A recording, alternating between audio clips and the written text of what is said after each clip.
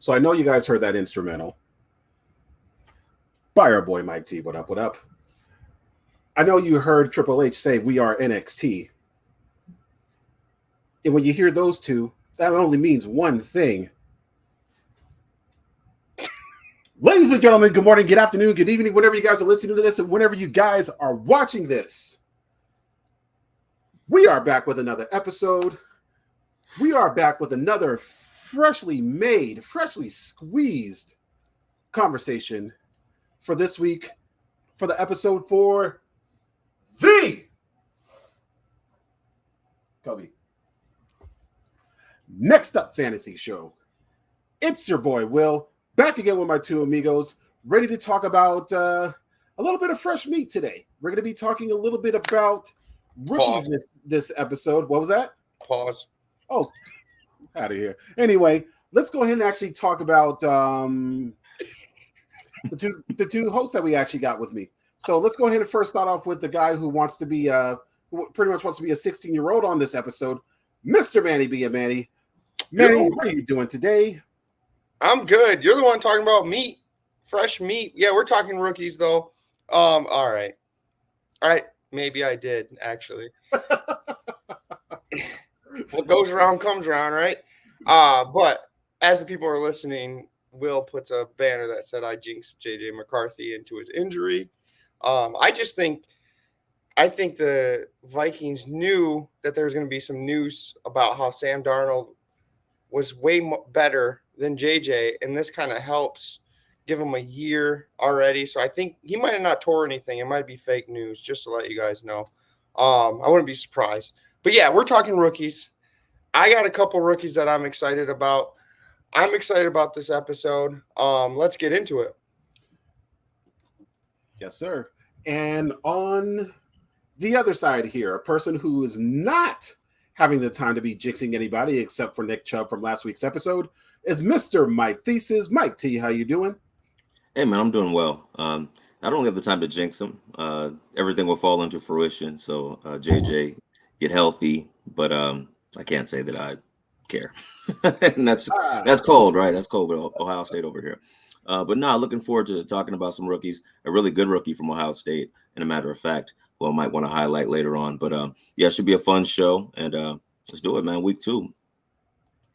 Week 2, episode 2, season 3. Let's go ahead and get to it. Let's just go straight at it. So pretty much this is going to be the rookie episode. Pretty much the point of this episode is just to pretty much highlight a couple of rookies that we actually like, who we are going to get into, and as well, it's going to be another mix. It's going to be a mix of pretty much how they did on week 1 for preseason, and the thoughts of what is going to come for the future with them, draft wise, fantasy draft wise, and pretty much a yay or nays as far as whether or not you're going to want to draft them in any way or not. So first person, let's go ahead and start off with, you know what? Let's go ahead and actually talk about JJ McCarthy for a second. And the reason why I want to talk about him is because of the chain reaction for what's going to happen with the Vikings. Now, the Vikings weren't okay. So the Vikings does have a decent or acceptable offense, regardless of who is behind center. So we kind of had some kind of expectation of JJ McCarthy pretty much being a starter eventually in the year. But lo and behold, after doing a really solid debut for preseason, he ends up getting injured, and Manny is laughing all over the text. And from there ends up having a surgery to the point where he's not going to be there.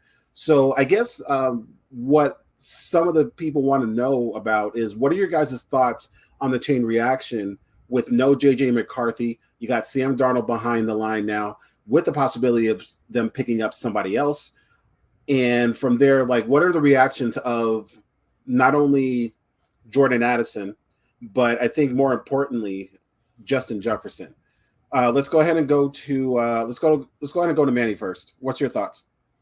I'm actually scared to draft Justin Jefferson as high as he's going. He's an elite talent, one of the best wide receivers. But even with JJ McCarthy, I was still scared to draft him. So, but now with Sam Darnold, you're going to think I'm joking, but I actually think they they're going to get better because there's not going to be drama about, you know how media is. They're going to be like, hey, when's JJ start? And Sam Darnold throws a pick. You put JJ in. I think this actually helps out Sam Darnold. Jordan Anderson injury, not great. He was a good second compliment to Justin Jefferson. Had a brain fart, sorry. But yeah, I think I'm a little nervous. I'm a little nervous to draft Justin Jefferson as high as what he is going. Now with Justin Jefferson, he's still going to be.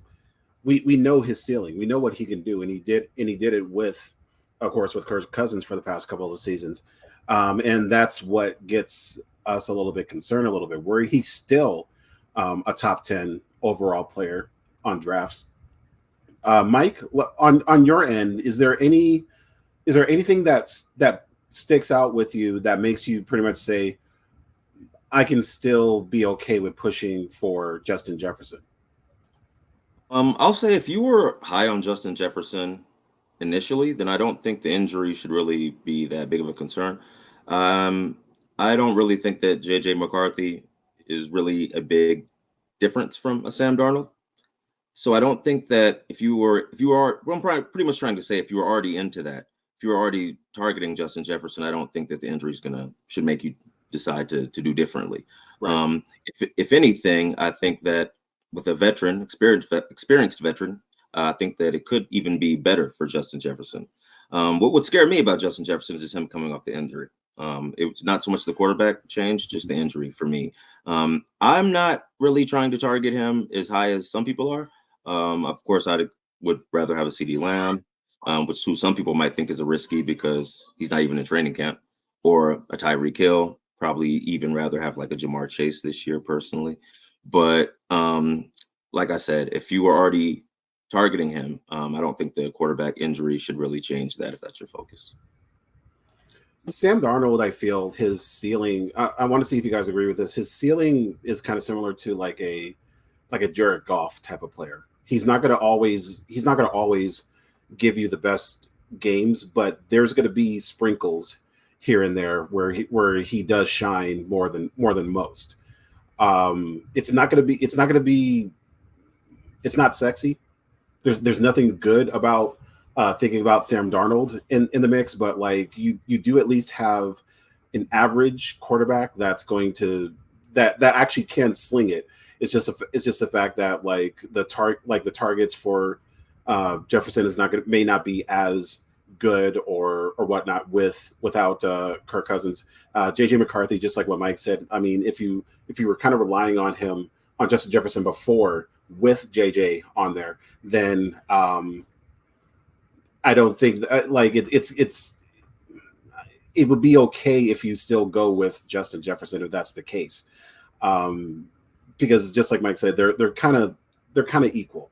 So even with Sam Darnold with the experience. So Justin Jefferson kind of iffy, but somebody's gonna pick him up. So we'll just see how it goes, and then from there we'll go back to this episode and see how it goes. So next, before you get to next, you just triggered a bunch of Lions fans by comparing Sam Darnold to Jared Goff. I said that's his ceiling. That means that's probably the highest that he can actually get. I get what you're saying. I mean, you know what? No, I get what you're saying, but Lions fans, they're not the sharpest tool in the box. They're going to hear Jared Goff and Sam Darnold and go cancel Will. So, Mike, you're muted. I didn't hear what you said, but am I wrong? I said, Manny, no, not at all. You were 100% right. I said, Manny, you live out there. Be safe, man. I don't want any animosity to come your way. That's all right. Okay. I mean, that's such Michigan everyday life. Yeah, like half of them are Michigan fans anyway. So see, they're already upset, huh? Yeah. To be upset. They can hate me. They can hate me. No offense. Put the Alessandro fitted. Hate him now. Hate him now. Let's go. All right. So all right. So let's go ahead and go up to the next person. Let's go ahead and talk about. Actually, let's go and talk about a receiver real quick. We're gonna go to Mike on this one. So of course, one of the most expected receivers to actually do something big this year, with the draft with who they got drafted with, is Arizona Cardinals wide receiver Marvin Harrison Jr. As many times, excuse me, that we've talked about him last year. I remember last year I said I thought he wasn't going to go to the draft this year, but he decided to do it. The past pretty much 2 years, we've known about Marvin Harrison Jr. And with him being a Ohio State alumni, Mike, of course, has his eyes on him a little bit more on the focus. So I'm gonna go ahead and toss it over to Mike. So give me your perspective on Marvin Harrison Jr. and what's your expectations with him. All right, no doubt. Yeah, I'm super excited. Marvin Harrison Jr., as we all know, I mean, the fruit doesn't fall far from the tree. His dad was a beast. He's a beast. He's not as shifty, but he's definitely a bigger body. And I mean, the dude's catch radius is crazy. He's going to catch everything. I'm super high on Marvin Harrison Jr. Because of his presence, I'm even kind of high on Kyler Murray. We'll save that for another episode, another show, but that's somebody else I'm going to be kind of targeting because I just think that he will be elevated due to the presence of Marvin Harrison Jr. So I mean, have you guys seen that video in practice where he's like runs this crazy route, like, and completely like obliterates this DB? Now I know it's preseason, yes. But I mean, still, like, that's nasty for a rookie. Like, that's crazy. So I think Marvin Harrison Jr. is probably the greatest wide receiver prospect to ever come out of Ohio State, and that's saying a lot because they have a ton of great wide receivers. But I mean, he is a monster, and I will be definitely targeting him in every draft.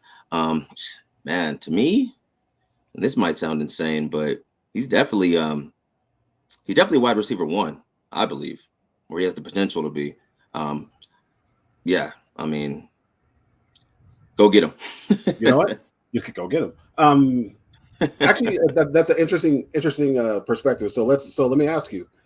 I believe Marvin Harrison, Manny can double check. I believe Marvin Harrison is indeed a first rounder.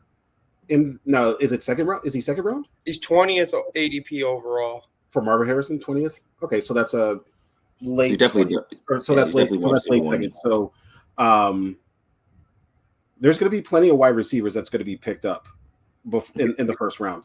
So, do you believe that Marvin?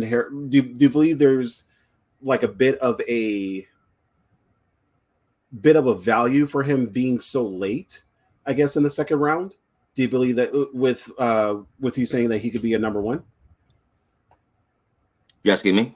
Yeah. I definitely think that there's value there, but I mean, that's about right where he probably should be. But I wouldn't be surprised if he exceeds those expectations, is what I'm saying, right?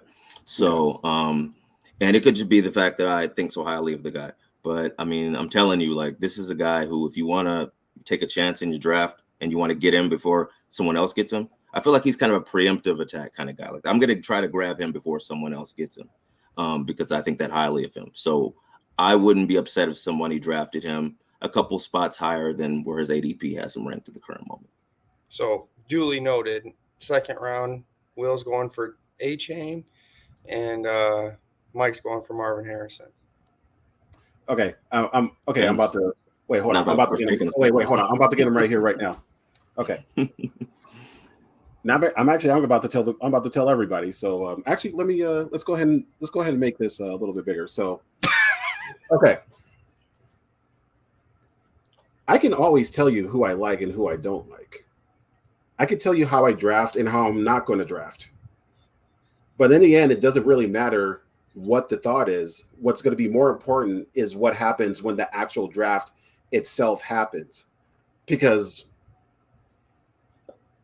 let me ask Mike. Mike, what happened? No, hold on. Mike, I practically told your home league everything that I liked and I disliked on our first season. What happened in the first season? Actually, Barry, I'll rephrase the question. Okay. Who won that league? You won that league that year. Okay, so the very next year, I give out more insight.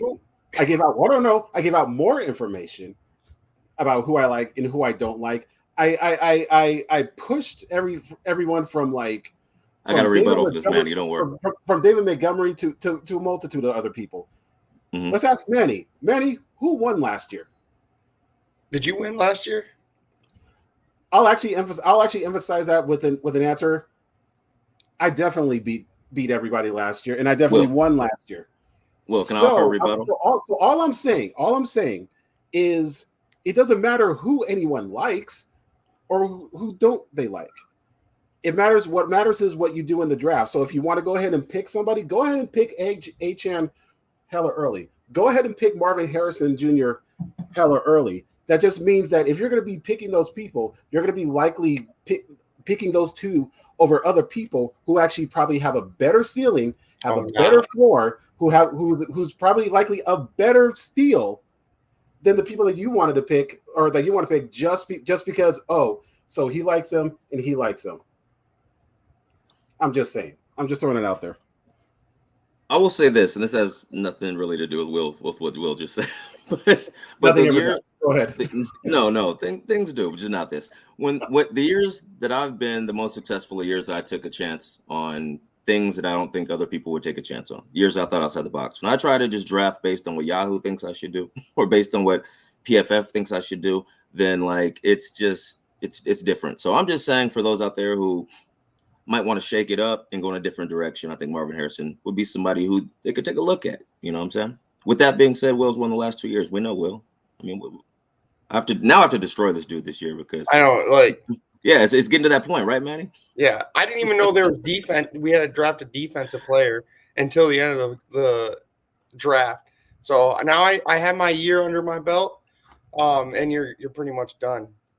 No, I'm happy. I'm happy for Will actually. My league I feel like goes and runs, and like I had a good 4-year run where I won like you had a good run. Mike had a run. Now it seems like it's Will's time, so we'll see how long it lasts. But so far he's doing his thing. Repeat incoming. Let's go. Nope. So right. Manny, actually we're going to switch it up from Harrison. You had the interest on the other high quality receiver that ended up being drafted. It's the New York Giants, Malik Neighbors. So right off the bat, what are your general thoughts about Neighbors, and what's your expectations with him? So I think Malik Neighbors is going to be generational. Like, I'm not saying him and Marvin Harrison are definitely going to be like the Jamar Chase, Justin Jefferson, talent-wise. Malik Neighbors, I watched an interview with Dan Campbell since we're out here in Michigan, and he was talking so highly about Malik Neighbors and how he's going to be such a stud in the league, and the league better watch out because how good he is. I think he's going to have that potential to be the Odell Beckham at Giants. I'm not a big Giants fan. I like to draft on teams that have good offenses. But I think if Giants are going to be good, they're going to have to go through Malik Neighbors. As a rookie. The only thing I see an issue with is his draft value. He's going around in the 40s. So around round 3, 42. And he's going around like Josh Jacobs, Kenneth Walker, Joe Mixon, T. Higgins, James Cook. So kind of established guys. So you kind of like what Mike says, you kind of have to take that risk to go for Malik Neighbors at that point. So if you're willing to do it, it could turn out to be really well. He could end up in top 10. I believe top 10 wide receivers. And that was kind of what I was thinking with Malik Neighbors in general. Like, there's going to always be players that you have to take a chance on, and you do it because not only other people aren't thinking about it, but other people can tend to be scared because of the possible repercussions. So kind of in this case, the situation could be, all right, it's Malik Neighbors. He's playing for the Giants, and he's also going to have Daniel Jones as a quarterback. Like, first, let's do the reminder. Daniel Jones was a top 12 last year, or he was in top 12 last year. If it wasn't last year, it was the year before. It was one of the two. So he does have the availability to be fantasy relevant when push comes to shove. So that being said, with Malik Neighbors, I believe that Neighbors does have, well, of course he has the talent. Like he could ceiling wise, he could outdo Marvin Harrison Jr. I could just see. I'm not saying that he will, but I'm saying that I could see a pattern or like a path to the point where it can happen. So that being said, both of you, Harrison or Neighbors? Harrison for me. And can I explain why? Go ahead. Not only do I just think he's better, I'm just gonna keep it real with you. Not only do I think he's better, I just think that his quarterback's better, his running back is better, his wide receiver 2 is probably just as good. I feel like his offensive line is better, which will give his quarterback more time. So I just think that I just feel like he has a better chance to have a good year as opposed to Malik Neighbors. I feel like Giants' offensive line is shaky. I'm not a fan of Daniel Jones. I think if he had a top 12 year, I think it was probably the year before Will. I could be wrong. Okay. The year they made the playoffs. Right. I'm not sure if it was last year or not, but either or, I have a lot more faith in Kyler Murray than I do in Daniel Jones. So for me personally, I would probably lean towards Marvin Harrison. But that being said, I mean, Malik Neighbors is a great player. I don't want anybody to think that I don't like him. I do like him. If he's available, go get him. But if I had a choice on which one I would get first, I would go with Marvin Harrison for me. Manny? Malik Neighbors, just because I don't want to risk the draft capital as much.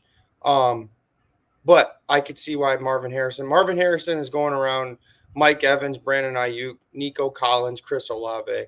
I just like those established players a little bit more, which could hurt me because like Mike said, you got to take the risk.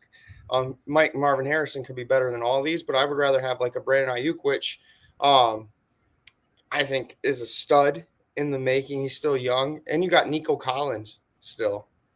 But I'll get back to Nico Collins because I think he's drafted too high as well. But yeah. But I mean, Mike Evans is Mike Evans, right?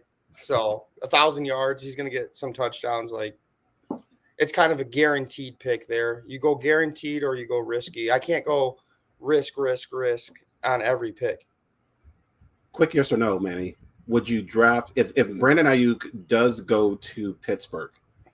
Would you still draft Ayuk over Harrison? Ooh, that's tough. I think Russell Wilson's going to be better with the Steelers with Mike Tomlin. So yeah. So yes to that. Okay. Interesting. Okay, so let's go ahead and head over to the next person. There's 2 more people I want to highlight. Of course, there's hella more rookies out there, but I don't know. Maybe we'll do a column or something about the other ones. But the two others I wanted to talk about. The first one, let's talk about Jaden Daniels over in Washington. So one of the first things I wanted to talk about with Jaden Daniels was his preseason debut, which he was fine. He was okay. He did exactly what he was supposed to do, and he had the ability that we know that he actually has. He did use his legs. He does have a strong arm. Was able to throw I believe a 45-yarder to De'Ami Brown, and from there ended up punching it in himself for a rushing touchdown for a yard. So just off of that alone, we know the capability that Jaden Daniels has. So we know that he's going to be able to run the option habitually, So, and because of that, it is a reason to be a little bit scared. And now that I think about it, like, quick yes or no, I'll do it. I'll go with Mike this time. Quick yes or no, with Jaden Daniels consistently going through the option, does that give Austin Eckler any kind of value? Yeah, I think it does. Okay. I think it does. He's going like what, 6th, 7th round? Austin Eckler. Austin Eckler. Are you saying with them running the option? With him running the option, does it give Austin Eckler some kind of fantasy relevance if they consistently or occasionally like end up giving him the run to the point where It's so tricky, pretty much. Do you feel that it's Gotcha. to the point where he's relevant? I mean, I think Austin Eckler will be relevant anyway. I don't know if running the option will make him relevant because at that point the quarterback could decide to keep the ball. So I don't know how his relevancy would work in that situation. I just think that Austin Eckler is a kind of gadget player. I think that he'll be relevant just because of his ball catching ability. So I think he'll be relevant no matter what they run. If that makes any sense, you understand what I'm saying? No, it makes sense. Okay. I was just trying to think, like, would Austin Eckler still be the same person that he was? Not, well, definitely not last year. Let's go ahead and say 2 years ago, when he was in San Diego, with a rookie quarterback and a couple other people on Washington that could mainly take targets away from him as far as a pass catching back. So You know what I'm politely trying to say is that I think that Austin Eckler's best days are behind him. I think he'll be relevant for for where he's being drafted. I think he's actually been drafted a little too high for my liking. But I do think that Austin Eckler, if you're in need of a running back 3, he'll be relevant, but he won't, he'll be relevant, but he's not going to be the old Austin Eckler. Got it. So back to Jaden Daniels. So I guess with Jaden Daniels, we've seen this prototype before. We've seen this type of quarterback before, from Cam Newton to Jalen Hurts, to a small extent Josh Allen. Do you believe that? I'll ask Manny. Do you believe, comparing them to those type of quarterbacks, do you feel that his ceiling can propel him to be a, let's call it, top 5 quarterback in the league for fantasy? No, only fantasy. No, not top 5. That was quick. Okay, go ahead. Continue. Just because you're going to say this because I'm a Cowboys fan, but the division he's in, he has to play the Eagles twice, the Cowboys twice, and those 2 defenses are pretty good. And those 2 defenses can ruin someone's confidence as a rookie. Michael Parsons gets to him a couple times. It could ruin him. Look what happened to Sam Howell. Everyone thought he was going to be the next big thing. Yes, I think Jaden Daniels is good. Not top 5 level. But like I said, I think he'll be a decent, because he can scramble, right? So I don't know. I think Washington's going to be a little bit better this year. They have a tough schedule. Like the NFC East has a tough schedule as well. They have to play the AFC North. So not only are they playing the Cowboys twice, the Eagles twice, they got to go and play the Ravens. They got to go play the Steelers defense. They got to go play the Browns defense, which was number 1 last year. They also have to go play the Bengals too? So that's a tough division to play. So based on schedule, I'm trying to avoid Jaden Daniels. Actually, I need to do this, and I'm pretty sure I know the answer to this. Jaden Daniels or Anthony Richardson? Anthony Richardson, baby. There it is. He's pretty much a rookie, right? What was that? He's pretty much a rookie, right? Yeah, we'll call him a rookie junior. Yeah. So go ahead, Mike. Yeah, fantasy reasons. Manny's probably gonna be like, really, Mike? Fantasy reasons, I agree with you, Anthony Richardson. But when it comes to just playing football, I think Jaden Daniels is a better quarterback. I think he's a better player. Sure. He is. Yeah. So and he's from my area, the IE. So yeah, gotta give him love. But no, on the real. But no, I agree with you. I think Jaden Daniels. I play in this weird league where you have 2 quarterbacks. You start 2 quarterbacks. So in a league like that, I'm definitely targeting Jaden Daniels. I think he'll be a great quarterback too. I feel you have to get him early. I feel you have to get him early in that case for a quarterback league. You're right. I would. But I kind of agree with Manny overall. I think that Jaden Daniels plays in a division that's tough, like Manny said, and I just don't really believe in Washington like that. They're gonna have to show me before I can feel confident in saying that any quarterback that they have will do anything, because no one has for a while, since RG3 probably. Oh no, Kirk Cousins was fantasy relevant. Kirk Cousins was fantasy. Yeah, he was fantasy relevant, but I can't think of anybody else who they've had since then who's really been fantasy relevant. Actually, Sam Howell kind of was too. He was fantasy relevant for some people. Some people are really streaming Sam Howell, and he was winning people games. So I guess that Sam Howell, he did his thing, but I think Jaden Daniels will be a lot better than him.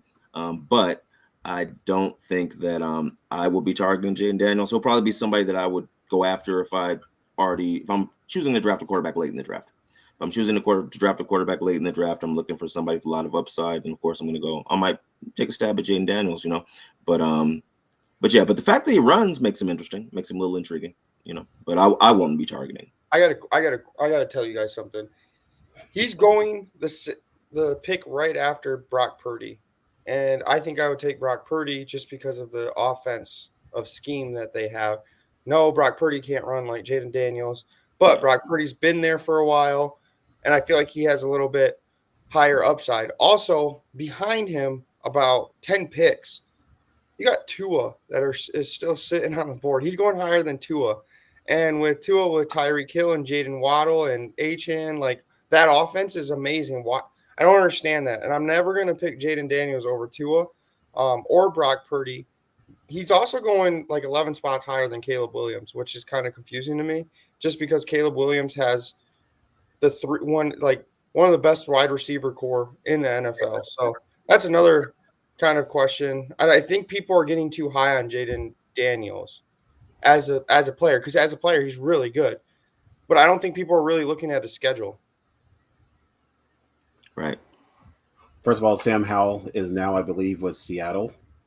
I want him to go. I want him to go for it. I want Sam to go for it. No, no offense to Geno Smith, but like he can sling it to DK. He can sling it to Lockett, to Smith and Jigba. He could do that. But overall, I'm a fan of Jaden Daniels. And just like I said, I know it was only that one drive, but like the fact that they were still able to show off what he can actually do with that, it gives you a little bit of promise for drafts and things of that nature. And actually, since Manny hopped onto it just a little bit, the final person I was going to talk about, and we're going to talk about now, is Caleb Williams. So Caleb Williams, like I'm not gonna lie to you. Like out of every quarterback that played week one, regardless of how many snaps, how many drives that they were in, even though like Bo Nix, like stat wise, probably had the best of the week, but I'm not gonna lie to you, Caleb Williams looks NFL ready more than any of the quarterbacks that I saw this week or this past week on week one. Drake May, he was meh last week, but like he did some things this week, I guess. So I mean, he ran. I mean, I guess that's fine. But overall, as far as like Caleb Williams, I was in awe with how he played. Like I legitimately did not expect him to be as prepared as he was on the multiple drives that he did. I think he did like 3 drives total. But like I said, I looked at each of the quarterbacks that played, and like there was no one that looks more prepared than him. Like this is practically me being on him right now. So like I can kind of see him doing big things for this season, and he could possibly be draftable. I'm to the point where I would like be willing to start him each and every week. So that may be a little bit overboard maybe, but I just wanted to get everyone else's thoughts on him, just so that I can make sure that I'm not going too goo goo gaga over this guy. So Mike, your thoughts? He's SC guy, so thoughts? Yeah, I like Caleb Williams. I like him a lot. I'll never forget when he was at Oklahoma and Texas was playing him. We were ahead at halftime. I think they ended up taking somebody out. Can't remember who the quarterback was at that time. They ended up taking him out to put in the freshman, Caleb, and he just went in and actually brought them all the way back and then beating us and winning the game. So from that point, I've always been pretty much intrigued by his skill set. He gets a lot of hate for the painted fingernails and stuff like that, but like fantasy points, don't care about all of that. You hear me? So like, no, I think he's a generational talent. I think he was definitely the best quarterback in that draft. And I'm not mad at you at all, Will, for thinking he's a draftable player. I agree. I think that he is. But that's another one, like I said, where he's kind of taking a risk. Would you take Caleb Williams? Quick question, Will. Would you take Caleb Williams over somebody like Dak Prescott? This is actually making me think because Dak. Oh, shut up, Manny. Because Dak. Here's the thing. Dak is like the quintessential fantasy football quarterback. He's like your guy that like he's not gonna be super rushy, but like because of the attacks that Dallas does, like he can get away without running. Like it's not necessary for him. So he has enough artillery surrounded by him, and he's capable of getting it done. So that being said, only Caleb. I'm gonna choose Caleb because of rushing upside. That's it, nothing more. Otherwise I would probably draft Dak in that case. Okay, I mean, and Caleb has probably overall he probably has better. No, overall he definitely has better receivers with Dunzier and Allen and DJ Moore. DJ Moore, thank you. With those three, I'd say because Dallas, I mean, Cooks, I like Cooks, don't get me wrong. Lamb is a whole nother monster. But we don't really have a three like they do. We have a couple options, but we don't really have a solidified three like they do. Even though I will say I think Jalen Tolbert is going to be a draftable player this year, but way later in drafts. And I wouldn't even draft him. I wouldn't even draft him because you're going to be able to get him after the draft. So, but he's somebody as a free agent after drafts you might want to target because I think he's actually going to be really good for Dallas. And he's kind of, somebody who no one else knows about unless they're a Dallas fan, probably. But that being said, no, I'm not mad at your love for Caleb Williams. I think he's really, really good. And I think Chicago will have a decent season because they finally have like a decent quarterback. So looking forward to him doing big things. I just wish that they would have surrounded Justin Field with weapons like that. I really do. Because I think Justin Field. I do too. Yeah. I feel like Justin Field could have been that guy if he would have had, the same kind of weapons that they gave Caleb Williams. But I mean, it is what it is. Okay, Manny, I know you've been shaking your head for like the past 5 minutes. So outside of the Dak comparison, what are your thoughts on Caleb Williams? I think Caleb Williams is Justin Fields 2.0. I think Justin Fields was better than Caleb Williams. I think Caleb Williams might become he's not going to be a complete bust, but I think he's going to be mid. And the reason is I seen him in college. The dude couldn't even lead USC to a bowl game. So in a weak Pac-12. So that alone kind of turned me off on it. I think people were the generational talent. We see that every year. I just don't. I don't see it. I think that they should have kept Justin Fields. I think if your expectations is to get a Justin Fields type player points, then you draft Caleb Williams because that's what he's going to be. He's going to make mistakes, but then again, he's in a tough conference. The NFC North, the Lions defense is good. Packers defense is good. Just like Jaden Daniels, it's going to be tough. To be honest, I'm off on all the rookie quarterbacks this year. I'm more on the wide receivers and a certain running back, but that's about it. Okay, we don't have too much time, so just blurt it out. What's the name of what's that running back? Oh, Mike, let the guy know who that running back is. That running back is he tore his ACL. Trey Benson? Nope, he tore his ACL. Tore his ACL in college. Jonathan Brooks? Yes, that's who I'm on. Yep. Okay. Jonathan I'm not mad at that. I'm not mad at that. Is he playing right now? He's not practicing and stuff. No. You get him late. You gonna draft him anyway? In Dynasty? Yes. Well, of course, Dynasty. But in a redraft league, are you in on Brooks? I might not. I might get him as my last pick. I'm just going to point that out there. The dude can be an RB1 easily.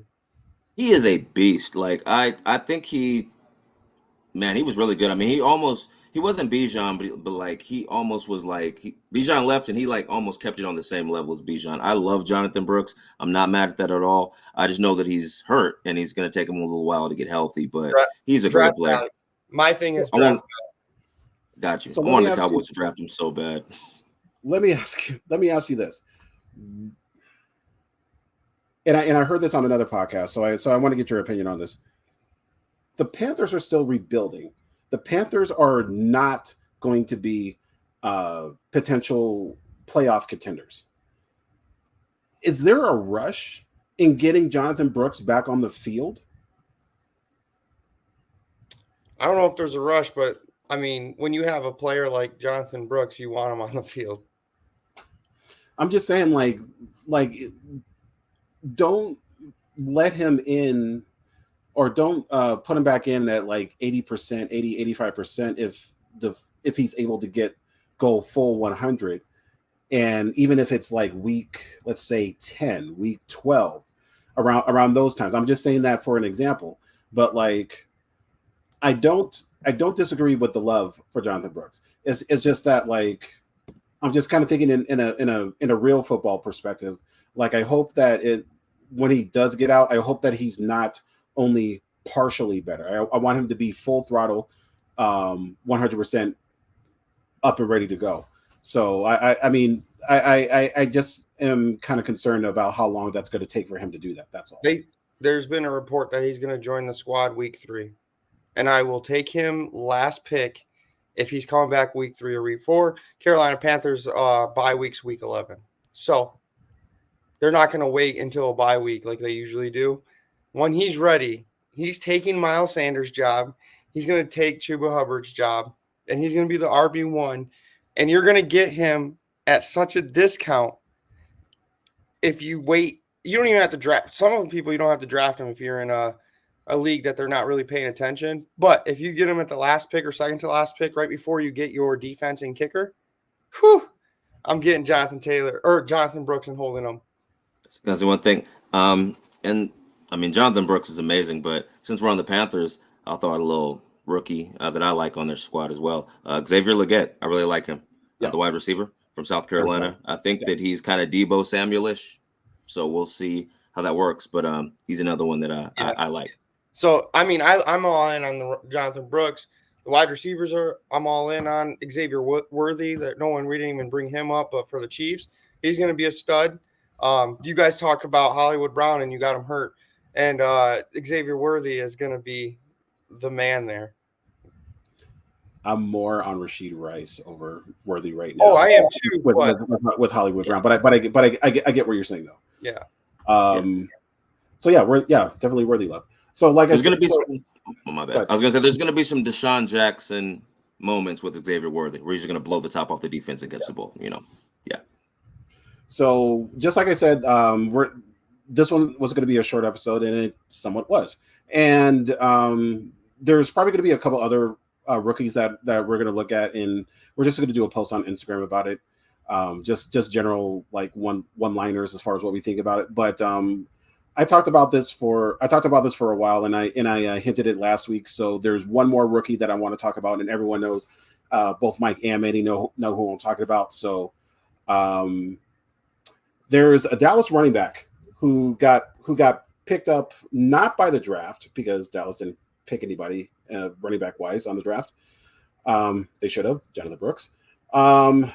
They ended up picking up someone undrafted, and that person goes by the name of Nathaniel Pete. Now, Nathaniel Pete, I want to talk about a little bit, mainly because he's a person, or he's a young man that I personally know. I've known him for the past, let's say 11 years, like 11, 12 years, just before me knowing about how solid he was in track, because he has a multitude of high school records. He was also a fantastic runner. He's a fantastic football player, good returner as well. And it's insane to see him grow up, to go from where he was from high school now to then going to Stanford. Got introduced to my uncle, who was also a running back, and my uncle actually did the comparison for him as Christian McCaffrey, and I said no, I don't see him as a Christian McCaffrey, but I do see him as far as a ceiling, I see him as a Darren Sproles. And I always saw that in him, and doing everything from the returns that he did, doing a very long, I believe 73-yard touchdown against SC, and that was an upset on when Stanford played him a couple years ago. Last year, the last 2 seasons, excuse me, transferred over to Missouri. He wanted to go home, so he decided to go home, play the past couple of years, and he perfected his craft as much as he can. And for him to be signed with the Dallas Cowboys, well, come on over. Just generally, I'm proud of you, young man. That's really literally all I can say. Like, and that's extremely heartfelt. So like the only thing I could pretty much say from here is good luck. We saw you last week during your week 1 game. You were still doing solid. You got a catch. It was negative yards, but it was still a catch. But simply, well, I had to be a little bit silly. But simply put, like whatever you do for your career, like I'm actually just to be bold and just say it. Regardless of where you go, and regardless of what happens, all 3 of us here are rooting for you. So, Mr. Nathaniel Pete, good luck. Go get him. Rumble, young man, rumble. And that being said, that's going to be the end of our episode.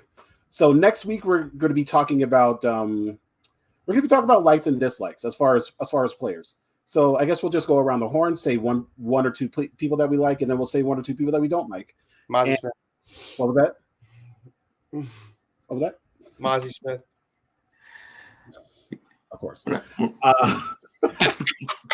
guy. Leave Mozzie alone, man. Let Mozzie live. Let the man live. Come on now. But yeah, so we're going to be talking about a couple of players that we like and who we don't like, and gonna have some just as much fun as we did this week. So let's go ahead and wrap this up for Mike T. What up? What up? Hey, it was fun as it always is. It's Friday, so it's a little different than what we typically do. So me as a teacher, Fridays is a very draining day. By the time Friday comes, I'm typically done. So thank you for my co-host for doing the heavy lifting. If I was off tonight, my bad, guys, but it's been a long week. But at the same time, it was enjoyable. I loved it. It's always fun talking football with my guys, and hopefully we gave you guys some tips that you can use in your drafts. You want to go get a rookie? Listen to us. Go get the best rookie. You know what I'm saying? So it was fun, and I'm out. Well, this is why we do Thursdays, so that we can at least get a little bit more sleep, and then you can do whatever the hell you want on Friday. For Manny be a Manny. Yeah, it's a great episode, rookies. We didn't bring up one guy, and they can't rebuttal it, so I'm gonna bring it up now because it's the ending credits. But go draft Keon Coleman. We'll talk more about it later. Mike Lou, there you go. You want to complain that I was giving you crap? Well, there you go. Go draft Keon Coleman. Will, I appreciate you. You guys, Will is the backbone of the show. Without Will, there's no Mike. There's no NXT Up Fantasy. There's nothing. So thanks, Will, for all you do. I know me and Mike can be a pain half the time, so I appreciate you. Only half, huh? Only half. This guy. I love you guys too. This is your boy. Here shortly. What was that? You're gonna be a Cowboys fan shortly. Your nephew gets on our team. Never going to happen. He understands my loyalty. Or your boy Will. Thank you guys so much for watching. Thank you guys for listening. I don't have as much energy without these 2 guys, so I truly appreciate each and every one of them. Well, both of them, I guess I could say. And you guys just have a good weekend. Enjoy football all day tomorrow, Saturday, but this is probably going to be posted tomorrow. So enjoy football today. That being said, it's your boy Will. Have a good night. Have a good morning. Have a good afternoon. Whatever you guys are listening, whatever you guys are watching. Likes and dislikes. Let's go. Peace. Let's go.